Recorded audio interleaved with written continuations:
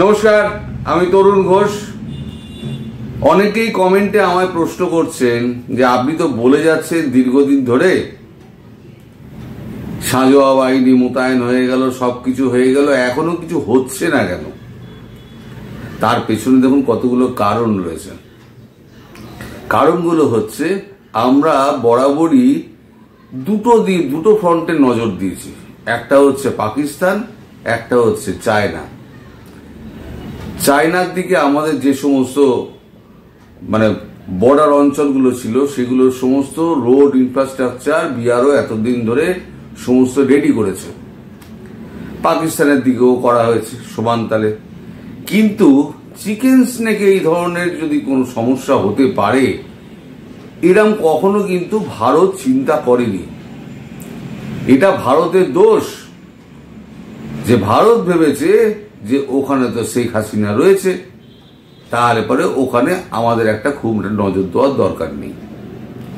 কিন্তু শেখ হাসিনার পতনের পরবর্তী অবস্থায় যা অবস্থা হলো একদিনে তো সম্ভব নয়। কারণ যে অঞ্চলটায় হচ্ছে আপনার বর্ডারটা সেটা কিছুটা দুর্গম ভারতের দিক দিয়ে। তাহলে ওখানে কি হয়েছে? ওখানে এখন হেলিপ্যাড তৈরি হয়েছে, সমস্ত সৈন্য ফৈন্য তো পায়ে হেঁটে ট্রাকে করে চলে যাচ্ছে, ঠিক আছে, কিন্তু রাস্তা তো সরু। লজিস্টিকের জন্য যে রাস্তা তৈরি করতে হয় তাহলে চওড়া রাস্তা করতে হবে।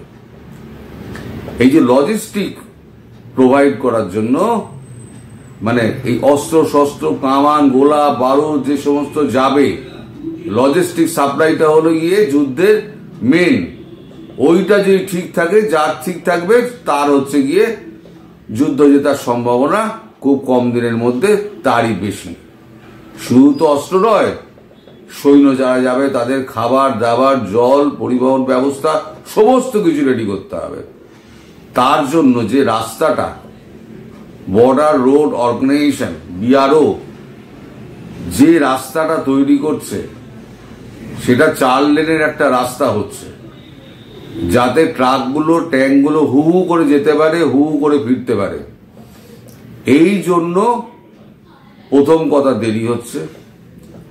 আর দ্বিতীয় আর একটা কারণ আছে, সেটা হচ্ছে আমাদের রাজনৈতিক পরিস্থিতি। রাজনৈতিক পরিস্থিতির ভেতরে কোনো গন্ডগোল নেই, এর মধ্যে কিছুটা ভোটের অঙ্ক আছে, কিছুটা সবাই দেখুন নিজের একটা অঙ্ক থাকে। এখানেও আমাদের এখানে বিহারে একটা ভোট আছে, আমাদের অক্টোবর হয়তো নভেম্বরে বিহারে ভোট আছে, বিধানসভা ভোট আছে। আমাদের বাংলায় আছে 2026 এপ্রিলে।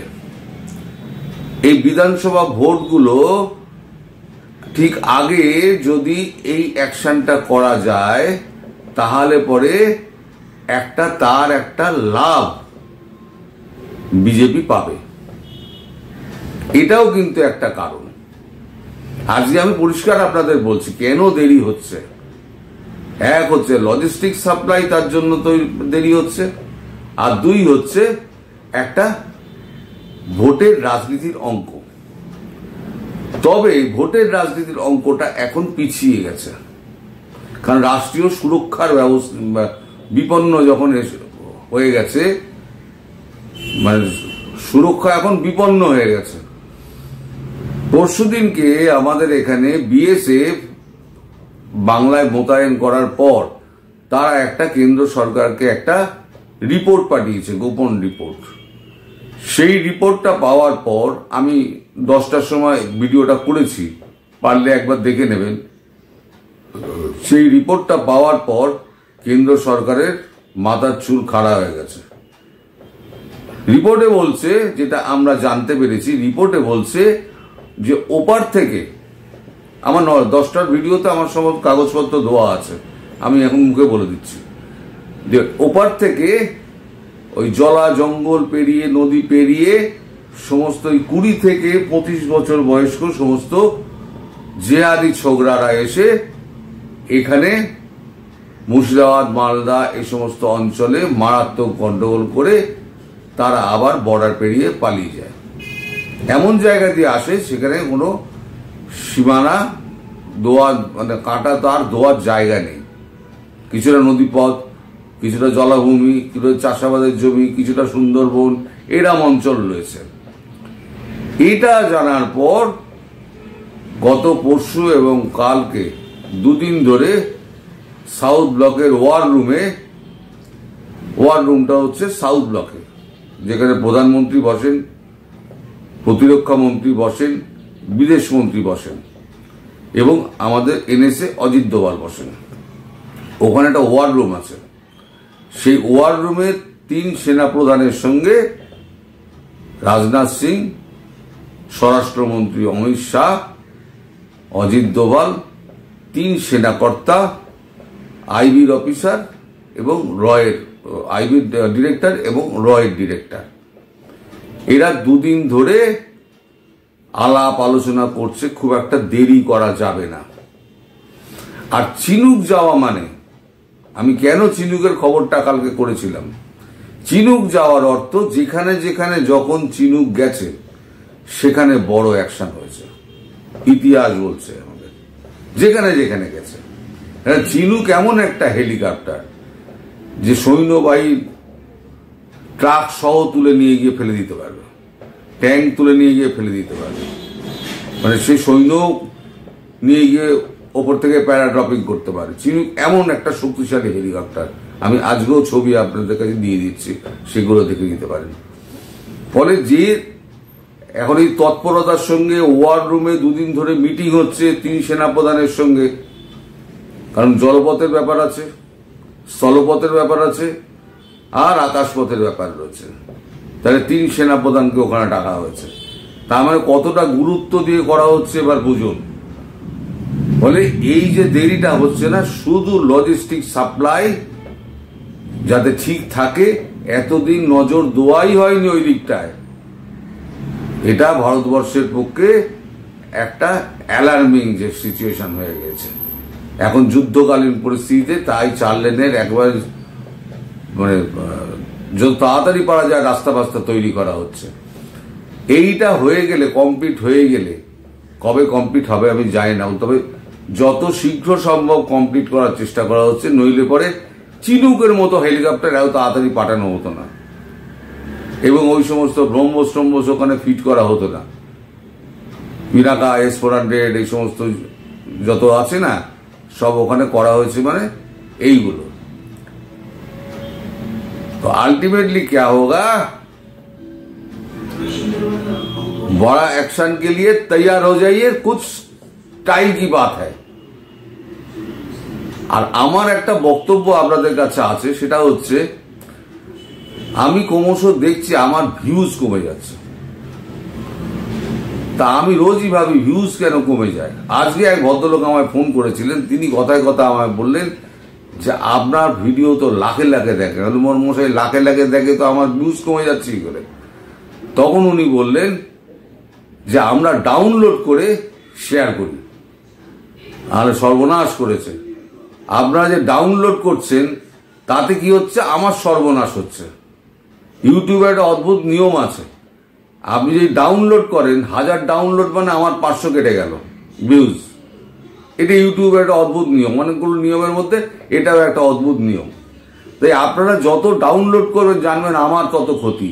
এদিকে আমি দেখছি আমার ভিউজ কমে যাচ্ছে, আমিও ডিমোরালাইজ হয়ে যাচ্ছি যে আমি এত খেটে খুঁটে খবরগুলো করছি, অথচ আমার লোক দেখছে না। কিন্তু আপনারা দেখছেন, সেগুলো ডাউনলোড করে দেখছেন। আপনাদের কাছে করজোরে আমার অনুরোধ, আপনারা কেউ ডাউনলোড করবেন না, আপনারা ভিডিও লিঙ্ক শেয়ার করুন। তাহলে পরে আমার ভিউজটা কাটা যাবে না, আমি বুঝতে পারবো হ্যাঁ মানুষ আমার ভিডিও দেখছে। আর যদি ডাউনলোড করেন তাহলে জানবেন আপনারা আমার সর্বনাশটি করছেন। আর তাহলে এই সর্বনাশের দিকে আমি আর পা বাড়াবো না, আমি পিছিয়ে আসবো। কারণ কেউ নিজের সর্বনাশটা তো চায় না, কারণ ইউটিউব অ্যালগরিদম আমাকে তো ভুল বুঝছে। ফলে আমি যে অন্য ভিডিওগুলো করব সেগুলো কিন্তু এফেক্টেড হয়ে যাবে। আপনাদের ভালো আপনারা আমার করতে চাইছেন প্রচার করে, কিন্তু সেটা উল্টে আমার কাছে খারাপ হয়ে যাচ্ছে। ফলে আমার অনুরোধ, আপনারা কেউ ডাউনলোড করবেন না, আপনারা লিঙ্ক শেয়ার করুন, যে যত পারেন লিঙ্ক শেয়ার করুন, তাতে আমার বিন্দুমাত্র আপত্তি নেই। আপনারা ডাউনলোড করলে আমাকে ক্ষতির মুখে ফেলবেন আপনারা, এটা করবেন না। এখন আবার ফিরে আসি কথাতে, সেটা হচ্ছে যে যত তাড়াতাড়ি সম্ভব এই যে বিএসএফ যে রিপোর্টটা দিয়েছে, এই রিপোর্টটা কিন্তু খুব অ্যালার্মিং। এই রিপোর্টটা পাওয়ার পরে কিন্তু একেবারে ভারত সরকার নড়ে চড়ে বসেছে, কারণ এরপরে যদি হিন্দুদের ওপর মারাত্মক অত্যাচার হয় তাহলে তারা তো একদম দল বেঁধে একেবারে বর্ডারের দিকে ছুটে আসবে। এখন হু করে যদি বর্ডারের দিকে, বর্ডার ভেঙে 71 সালের মতো যদি এখন ঢুকে পড়ে, এখন ধরুন আমাদের দেশের সৈন্য এমন না যদি কোনো মহিলা শিশু সামনে এগিয়ে আসে কোনো দিন গুলি চালাবে না, সে মরে গেলেও গুলি চালাবে না, সে বরং প্রণাম করে বলবে যান। ফলে সেটা যেমন আমাদের রাজ্যের ওপরে, রাজ্যের মুখ্যমন্ত্রী মমতা বন্দ্যোপাধ্যায়ের ওপরে চাপ পড়বে, তেমনি কেন্দ্রের ওপরেও চাপ পড়বে। সেটাও কিন্তু মোদী সরকার ভাবছে। এখন ভোটের অঙ্কটা কিন্তু পিছনে চলে গেছে, এখন সেটা সামনে চলে এসছে, সেটা হচ্ছে সুরক্ষা ব্যবস্থা। ভারতের সার্বভৌমত্ব এবং অখণ্ডতা বজায় রাখতে গেলে এখন বাংলাদেশের ওপরে হামলাটা করতেই হবে, এবং সেটা যত তাড়াতাড়ি সম্ভব তত তাড়াতাড়ি করা হবে। এবং আমি ইউনূস চাকে দুটো কথা বলবো, যে সবই দেখেছো তো বাবা, আসল তো খেলা দেখোনি। আর যখন এই খেলাটা শুরু হবে না, তখন দেখবে সব শুকিয়ে যাবে। এটা বুঝে নাও। তুমি বুঝতে পারছেন না, আপনি কোথায় সাপের পায়ে আপনি মানে গর্তের মধ্যে আপনি হাত দিয়ে ফেলেছেন, আপনি বুঝতে পারছেন না। যখন বুঝতে পারবেন তখন অনেক দেরি হয়ে যাবে। যাই হোক, ভিডিও আর বড় করব না, আপনারা উতলা হবেন না, যথা সময় কাজ হবে। কি কি কারণে দেরি হচ্ছে আমি বলেও দিলাম, একটুখানি আপনারা ধৈর্য ধরুন। এতদিন যখন ধৈর্য ধরেছেন, ধৈর্য ধরুন, ধৈর্যই কিন্তু মানুষকে বাঁচিয়ে রাখে। এবং আমার কোনো কথা মিথ্যে হবে না, দেরি হয়েছে কিন্তু মিথ্যে হবে না। শেখ হাসিনা উনি প্রধানমন্ত্রী হিসেবেই ফিরবেন, তখনও বলেছিলাম, এখনো বলেছি, কিন্তু একটু হয়তো ডেটটা একটু পেছাচ্ছে, সেটা বিভিন্ন কারণে, সেটা তো আমি বললাম, বাস্তবিক অবস্থা দেখতে পাচ্ছেন। সবাই ভালো থাকবেন, সুস্থ থাকবেন এবং সাবধানে থাকবেন। নমস্কার।